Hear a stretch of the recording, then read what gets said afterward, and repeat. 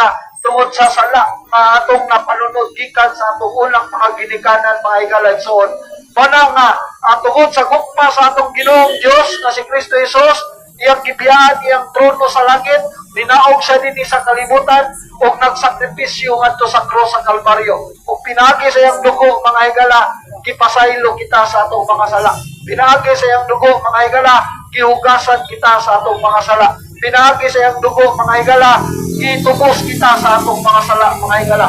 Kung nakakasabot ka karon mga higala igsoon, diha sa imong gibarugan, diha sa imong gilingkuran mga higala, kung naminaw ka sa kaluwasan na gihatag ni Kristo Jesus mga higala, mag-ampo ta mga higala, no? Sunda kini nga pag-ampo mga higala igsoon, isip nga kamoy nag-ampo sa inyong kagalingon.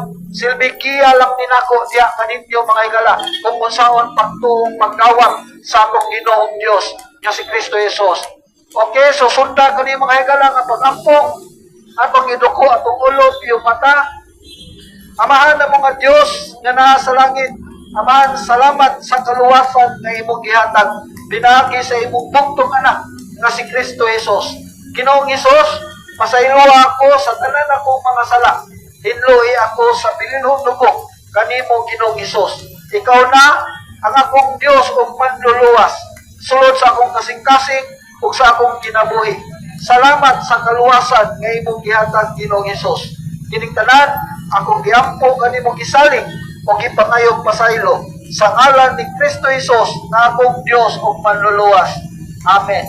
Mga higala, kung ikaw misunod ni adtong pag-ampo mga higala igsoon diha sa imong gilingkuran, diha sa imong gibarugan mga higala, nakabaton ka og kinabuhi nga walay katapusan mga higala. Kay nagingon diha sa Biblia mga higala, apan sa kadaghan nga bidawat tagaan siya gahom nga mahimong anak sa Dios. Og nagingon diha sa Juan 3:16, kay gigugma man sa Dios ang kalibutan og tungod niya na iyang gihatag ang iyang bugtong anak kasi Kristo Jesus.